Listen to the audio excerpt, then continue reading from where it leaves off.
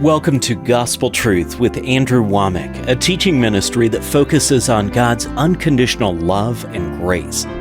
It's about the purpose of God in my life, in everybody else's life. It's in us, through us. You know what, little me, I can go out and do big things for God. And that keeps me going, to know that every day I can wake up and God's going to use little me in a big way. And now, here's Andrew.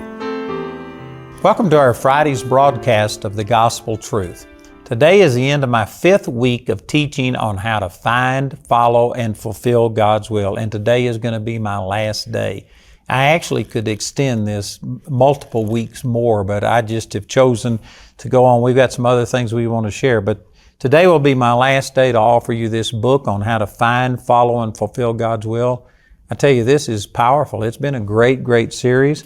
I've got study guides, one on how to find God's will, another one on how to follow, another one on how to fulfill. And then we've got CDs, DVDs. We've got 3 different sets here that we're offering. We got a lot of material, and we're offering this free little booklet. We started offering this one. It's the exact same booklet, but I didn't really care for my picture being on there. This is a picture of me when I was 18 years old. We've already advertised this. Probably a lot of you have already gotten this, but I changed the cover, and those who requested today will be getting this one, My Appointment with God. This is a free gift to you, just talking about my experience with God on March the 23rd, 1968. Remember, today is our last day to offer any of these products through our television, so please take advantage of it. And I've been teaching out of Romans chapter 1, verse 21. I haven't got time to go back through all of this. I do have a teaching entitled The 4 Keys to Staying Full of God that will amplify on this. It's about 6 hours worth of teaching on what I've covered in just maybe an hour's worth of time here.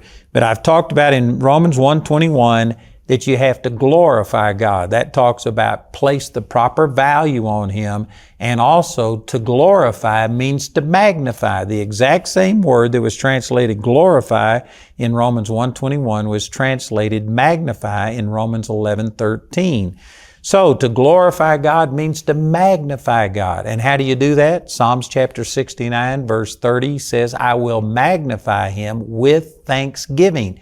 Thanksgiving is the second thing listed in Romans 1:21, and thanksgiving makes you focus on the good things instead of the bad things. Each one of us have bad things happen in our life, and there's bad things. If you aren't experiencing any bad things personally, you don't have to look very far to experience bad things. It's just, we live in a fallen world, and there's terrible things going on.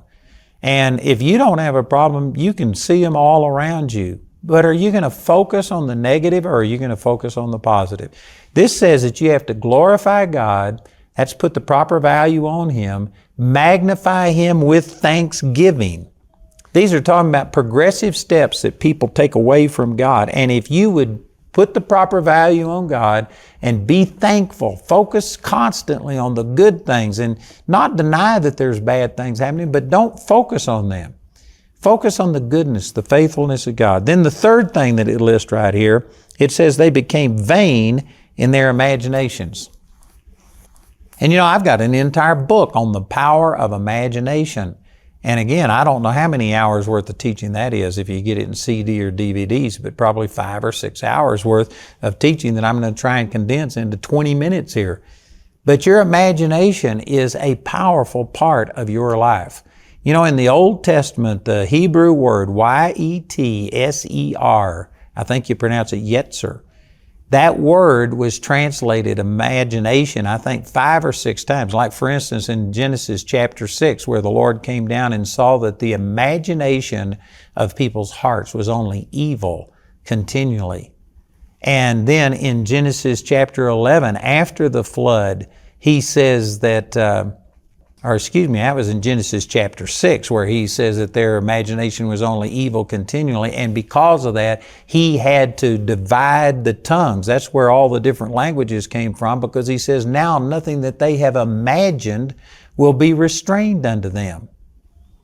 That's how strong an imagination is. It's powerful, so much so that God had to do something to limit imagination, because people's imagination was only evil.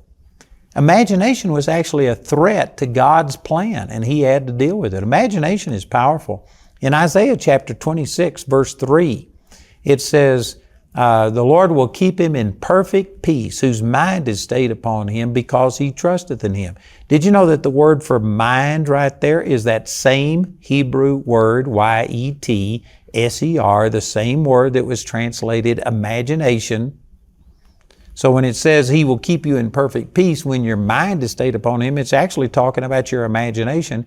And did you know that the definition of that Hebrew word, Y-E-T-S-E-R, it means a form or conception. The way that word is defined is conception. Your imagination is where you conceive things. Like I said, I've got probably 5 or 6 hours worth of teaching on things that I'm trying to say here real quickly. I encourage you to please call in, ask somebody about my information on imagination, because this is just important. Most people don't understand.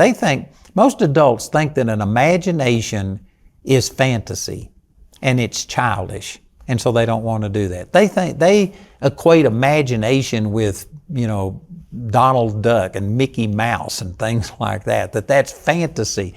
Well, that is imagination, but fantasy is talking about something that's not real. It's not reality. Your imagination, the positive use of your imagination, you use it all of the time. You can't function without an imagination. Did you know that when you remember anything, if you remember how to get home, did you know you can't get home without an imagination? You have to remember how to get there. If I was asking directions, how do you get to the airport? You would tell me that you go out and you turn here, and then you'd look and you'd say it's 1, 2, 3 lights or whatever. You're counting them, and yet you aren't looking at them. You can't see it, but you can see it in your mind. That's your imagination. Your imagination, when it's talking about in a way that's not talking about fantasy, when you're talking about something that's reality, it's just your ability to see something that's not right in front of you, but you've got it in your mind's eye. If I was to ask you, how many doors do you have in your house? Did you know every one of you could tell me? You may not have the number right here on the top of your head, but you could count them. You could look at them. If I say, all right, how many doors do you have in your bedroom? Now, some of you only have one door in your bedroom, but like in my bedroom, I've got the door that comes from the main part of the house. We've got a deck out on our bedroom, so that's 2, and then we've got a door that leads into our bathroom. So I've got 3 doors in my bedroom. I can count them. I could actually count all of the doors in my house if I just sat down and took the time. Not because I've ever figured this out and got those numbers written down. It's because I can see them. That's your imagination. You can't function without an imagination. And your imagination functions constantly, but if you aren't glorifying God, putting the proper value on God, and magnifying Him with thanksgiving, the third thing in this list is it says their imagination became vain. That didn't mean that it didn't work. It does work. It just works against you instead of for you. If you don't, on purpose, deliberately, consciously try and use your imagination to see godly things instead of ungodly things, if it's not a deliberate attempt, and if you aren't glorifying God and thanking Him, then your imagination just becomes vain. It still works, but it works against you. And when the doctor says you're going to die, all of a sudden, instantly, you can see yourself dying. You remember somebody else who had the same thing that the doctor told you just had, and you can see, you have this vivid image of what it was like to see them waste away and go through pain in their body, just, all of these terrible things. You have that image, and all of a sudden you start seeing that. That's your imagination. You sit there and you think about, what's my funeral going to be like? And you plan out your funeral. That's your imagination. And your imagination, if you don't glorify God and if you aren't thankful, then your imagination becomes vain. It begins to work against you. And as a man thinks in his heart, so is he. Proverbs 23:7. And that's specifically talking about your imagination. Again, go back to Isaiah chapter 26, verse 3. The Lord will keep him in perfect peace, whose mind is stayed upon him. And that word mind is Y-E-T-S-E-R. It's translated conception. It was translated imagination a number of times. Your imagination is where you conceive things. And if you aren't glorifying God and being thankful unto God, your imagination will just start conceiving negative things. It will see you failing. Many people have had, well, let me rephrase that. Every one of us have had negative things happen to us. And you've had people speak curses over you. You may not call it that. They may not have used witchcraft and have taken a doll and put pins in it, but they've spoken negative things about you that form images in your imagination. And it becomes like a limit, a ceiling on what you can do. You know, my mother, she was a school teacher, and my brother, he's 4.5 years older than me, and he's got an IQ that's right up there with Einstein's IQ. I'm not sure exactly what it is, but I remember my mother talking, you know, because she was a school teacher, she saw these tests that we took, and she had information. Most of the kids didn't know what their IQ came out to and stuff, but my mother knew, and so she was talking about my brother and saying his IQ was up there with Einstein. And so I said, so what's my IQ? And she says, you're just 2 points above an idiot. And did you know, that was when I was, I don't know, in 6th grade or maybe junior high or something. I thought my entire life I was just 2 points above an idiot. And not long before my mother died, this would have been in 1990 something, I was sitting around and I just happened to mention that. And she says, that's not true. And I said, that's what you told me when I was in grade school. And she says, I must have been kidding with you. She says, that wasn't true. But my whole life, I grew up thinking I was 2 points above an idiot. Now, praise God, it didn't devastate me like it does some people, but I always grew up thinking that. I've got a friend, Don Crow, who his dad was just a mean man. I met him. I knew his dad. And his dad actually wound up committing suicide and wrote a suicide note that blamed Don and his siblings and his wife for everything and tried to hurt people even as he died. He was just a mean man. And he browbeat Don. And they had a bunch of old cars on their property. They were always working on this. He would make Don work with him. And he would just berate Don. And I remember him telling Don, he says, you're so stupid, you can't put a nut on a bolt without cross-threading it. And did you know 20, 30 years later, when Don and I were together in Childress, Texas, and he was my associate pastor, he had freedom in just a lot of areas. But that was one area that when I worked on a car with him, I'd literally see Don shake. He was so nervous, afraid he would cross-thread a nut on a bolt. And I'd see him put it on and it was okay, but he was thinking maybe I did it wrong. He'd take it off and he'd put it back on enough times until eventually he would cross-thread that nut on a bolt every time. And it was because he was curt. And it formed an image. That's your imagination. And you see yourself and it becomes a self-fulfilling prophecy. I was able to basically discount, you know, what my mother said, I guess in jest. Either I didn't take it seriously enough or whatever, and it wasn't a major factor in my life.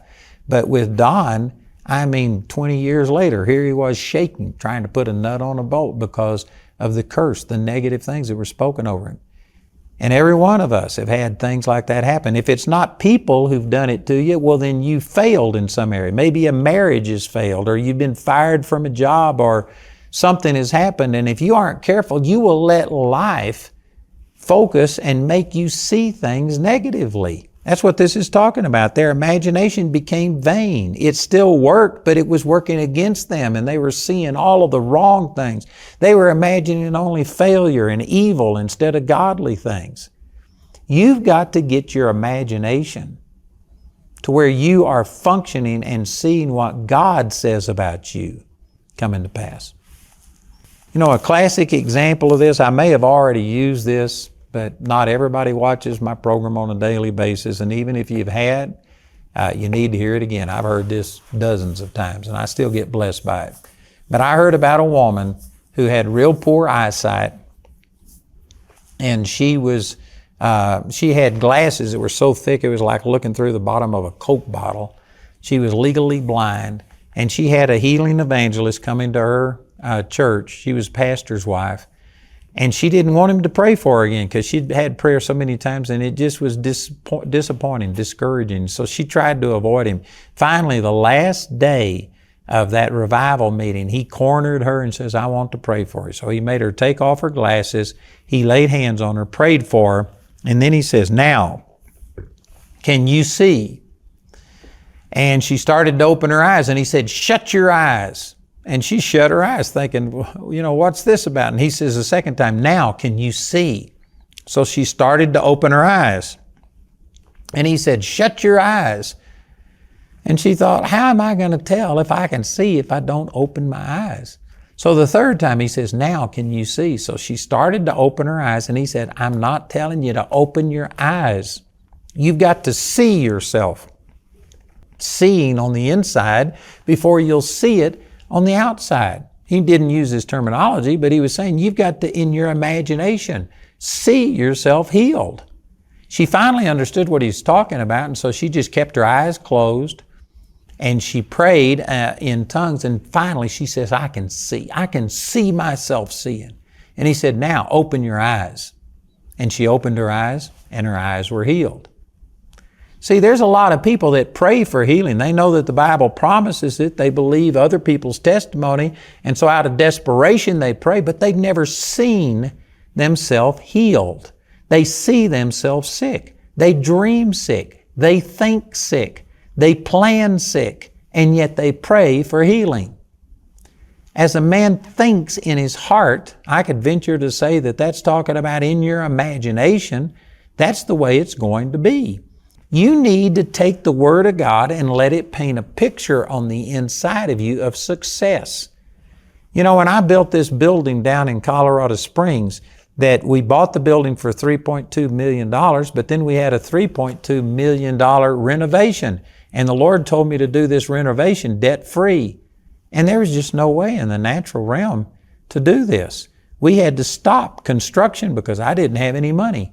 So what I did, I had my contractor put duct tape on the floor where every wall, every door was. And I would spend hours, hundreds of hours walking that place. And in my mind's eye, I'd never step over a tape where there was a wall. I'd go to the door and I'd imagine I was opening the door. I know some of you think, well, you're crazy. That's weird. I was making my imagination work. I was seeing this. I was conceiving it. Remember going back to that word Y-E-T-S-E-R that was translated mind and imagination? That word literally means conception. I was conceiving this miracle. And did you know in just 14 months, we had $3.2 million extra come in, and we moved into that building debt-free because I quickened my imagination. I began to glorify the Word that I had from God. God had spoken to me and told me that I was going to build this building debt-free, and so I was imagining it coming to pass. And that's what I was doing in my imagination. That's conceiving. That's conception. You know, I'm not going to explain these things on television, but hopefully you understand how children come. They don't come by the stork.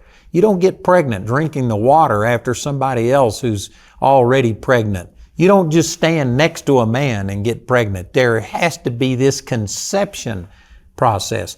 Your imagination is your spiritual womb. It's where you conceive things. And if you can't see it on the inside, you can't see it on the outside. And you know, I do this with all of the buildings that we've built. I've sat down and I've walked over the ground. I've imagined. I see things. I built a deck one time on our house, and I'm not a builder, but I sat out there on a bucket. I turned the bucket upside down and sat there, and I would stare for hours just looking, thinking about what do I want this deck to look like? And then I was able to build it. Once I saw it on the inside, then I could reproduce that and make it come to pass.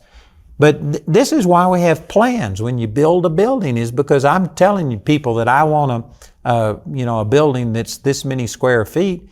But there's multiple ways that could be done. And so I have to draw it out. And then an architect actually puts the things, and the builder can look at this and they can see. You know, the old saying, a picture is worth 1,000 words. It's true. If you're reading instructions, they'll say connect A and B, and you think, where's A and what's B? You look on the drawing and you can see, and then it helps you to understand. Your imagination is how you function. And sad to say, most people's imagination is only functioning against them instead of for them. You're seeing failure because of past experiences, past curses that were placed upon you. And you got to get beyond that. How do you do that? You glorify God, put the proper value on His Word and what He said to you. You thank God. You magnify Him with thanksgiving. And if you'll do those two things, your imagination will start being productive, constructive instead of destructive. The next thing it mentions is, it says their foolish heart was darkened. If you will glorify God, be thankful, use your imagination in a positive way, then instead of your heart being darkened, it'll be enlightened. You'll begin to understand. Things will work for you. I'm telling you, this is powerful, what I'm sharing. All of this is about how do you fulfill God's will. You can't fulfill God's will. You can start in that direction, but you're going to have a wreck somewhere along the way unless you put the proper value on God's Word and what He said to you, unless you are a thankful person who constantly rehearse your victories and the faithfulness that God is, how faithful God has been to you in your life. And then if you'll do those things, your imagination will start conceiving godly things instead of ungodly things, and it will just bring light into your heart. You'll begin to have a sensitive, soft heart towards God. Things will begin to work for you. I tell you what I'm sharing with you, this is so powerful. And many people just don't understand these things. It's not hard, but it does take effort. It's actually simple, but the hardest thing you will ever do is to value God when you've got all of these other voices speaking and vying for your attention and trying to get you to put value on what they say. And so it's not hard, but it takes effort. And then to be thankful in the midst of a generation that is unthankful. The Lord even listed that in 2 Timothy chapter 3, signs of the end time. They will be unthankful and unholy. We live in a day where people are not thankful. They are not grateful for this nation and the godly things that have happened. They're going back and focusing on every negative thing that they can find and amplifying those things. Man, we need to be just the opposite. We need to be thankful. And do that, your imagination will start working for you instead of against you. Your heart will become sensitive to God. And I guarantee you, you will fulfill God's will for your life. So let me remind you that today is my last day to be offering this book entitled How to Find, Follow, and Fulfill God's Will. I not only have it in this book form, but I have study guides that take each one of these topics and amplify it. 3 different study guides. And then I've got CDs that were taken from a meeting. I've got DVDs that were taken from a live meeting. And then I've got another set 3 DVDs that were taken from our television program. Plus, we're giving away this free little booklet entitled My Appointment with God, about my experience I had with the Lord March the 23rd, 1968. Remember, today's our last day to make any of these materials available to you, so I encourage you to listen to our announcer. Please go to the effort of going to our website or calling us to receive these materials. I promise you they'll be a blessing to you.